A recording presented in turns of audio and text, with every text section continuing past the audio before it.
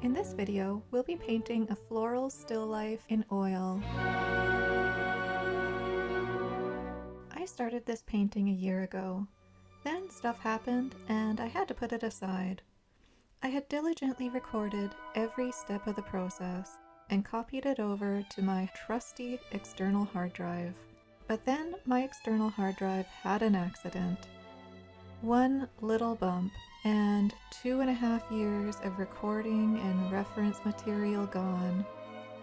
I sent it to the hard drive doctor, but the data was so corrupted, my data was not able to be saved. So this is where we will be starting. I began this painting like I begin most of my paintings, with a very brief pencil sketch. Then went straight into painting the flowers. I didn't do any sort of underpainting, I just kind of went straight at it because the flowers have such a short lifespan that I wanted to get as much of the information on the canvas as possible. I'll leave a link at the end of the video where I show a painting I did of some peonies starting from the drawing if you're interested in watching the entire process. I've been wanting to do a painting of a poppy in a floral still life for a while. I was first inspired many years ago by the Dutch flower painter Ruysch, and it was this poppy in particular that inspired me. Just look at these delicate petals. Rachel dominated the Dutch flower painting scene for 6 decades.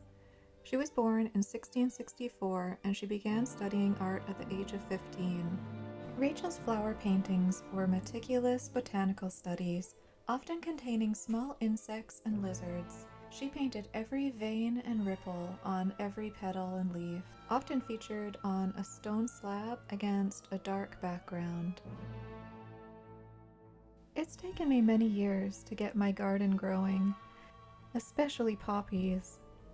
They did not take to the soil in my garden, but I was persistent and eventually I got the models that I was hoping for. I was really inspired by Rachel's poppy and I wanted to try to paint my own poppy. I didn't have any pink poppies like the one in her painting, but my garden grew plenty of red poppies, so I went with a red poppy. This is a photo I took of my original setup. I don't really use photos for painting flowers. I don't really have anything against it, I just don't enjoy it. I just don't get that same energy from it, a photo. I kind of like chasing the flowers around. As much as I complain about it, I like it, and I like the way that it affects my process and end result.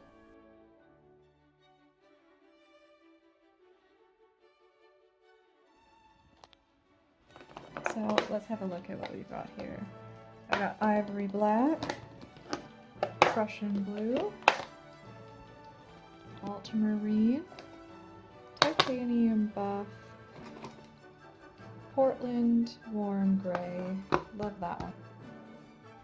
I've got my iron violet, burnt sienna, shell pink, cadmium red medium, which I used to use cadmium red light and I might switch back to that because I do find that's a little too reddy.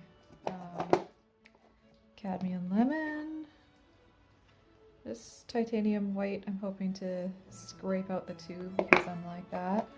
Payne's gray, cadmium orange. We have a bit of a turbulent relationship,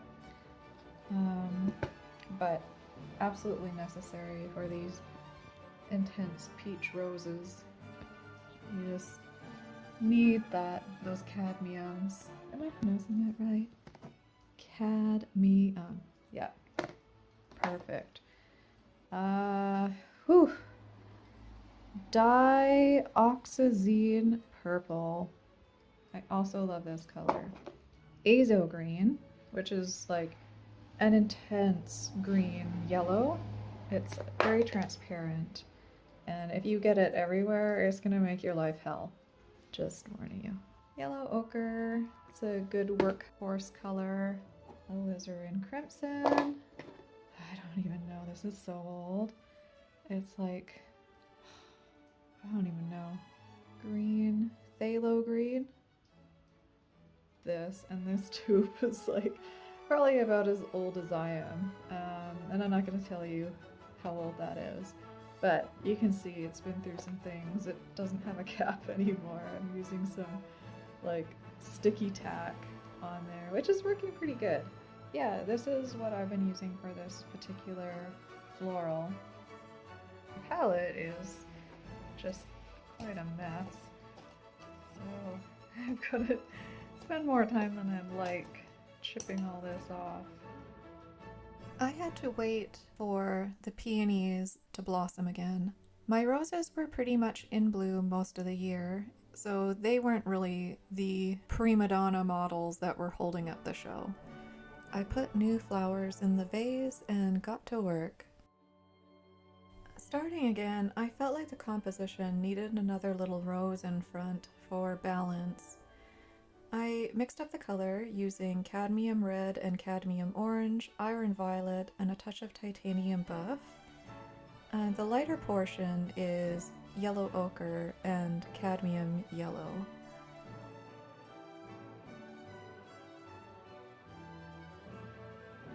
So already I think this is harmonizing the painting. I may make that rose even a little bit darker than it really is. As you can see, it is a little bit darker because it's still not open. I love this type of rose because of the variation in the color of its petals. Depending on where it is in its life cycle, it can be bright orange yellow and it can fade to a very delicate rosy pink. And sometimes both of those things happen in the same flower at the same time, and it's so beautiful. I don't work as meticulously as Rachel Ruysch. Her paintings were very much botanical studies. They were very realistic, and her audience wanted to see every single detail and every little vein on the flower petals. I like to keep my brushwork a little bit looser, and I like to encourage the brushwork and paint to work for me and fill in as much detail as possible. I love this old brush. It seems to lose a hair every time I use it. I'm going to use it until it's a stump.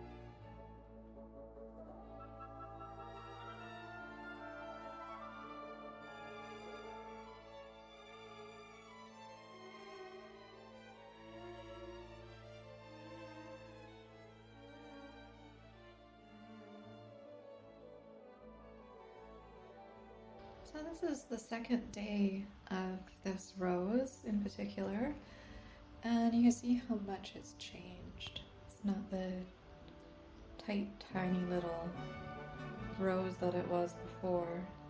So I'm gonna kind of maybe use some elements of the changes to add to my painting. We'll see.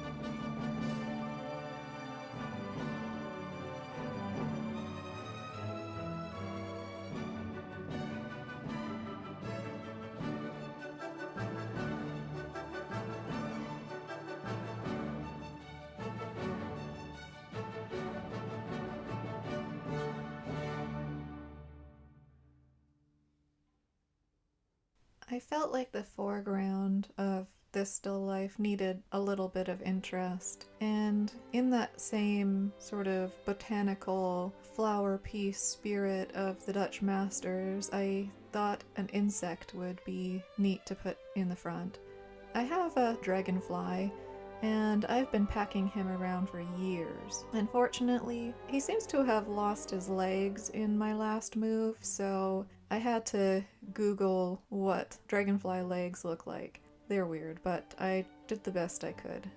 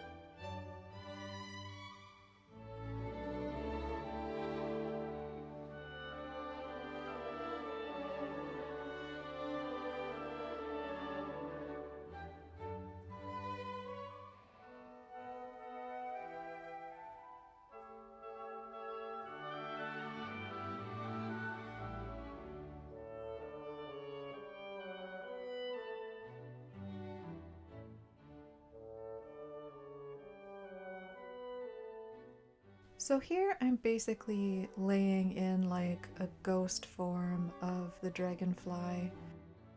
I don't want it to look like a cutout against the cloth in the foreground. Later on, I will go in and tighten the background up around the dragonfly to give it a more distinct form.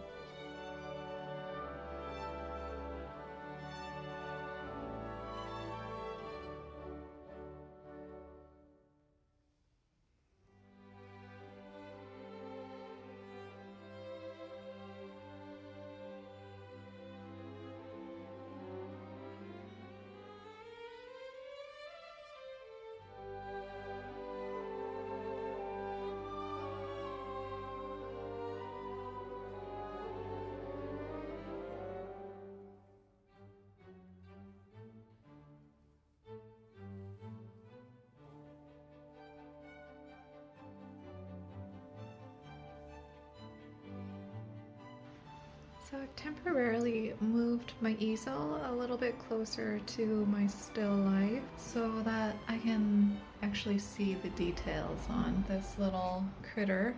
It's gonna help me to put a bit more detail in. I don't like to work this close ordinarily. I find that I have to sort of move over to see, and you don't want to create a whole lot of physical distance between you and your setup. I like to be able to just look over and be able to see it, whereas like right now from where I'm sitting, it's blocked by the actual easel. That makes it so that I have to like change my body position. I do find that you can only hold things in your memory for a certain amount, and especially when you're really like trying to refine something, it's better to just be able to see your work and see the still life at the same time.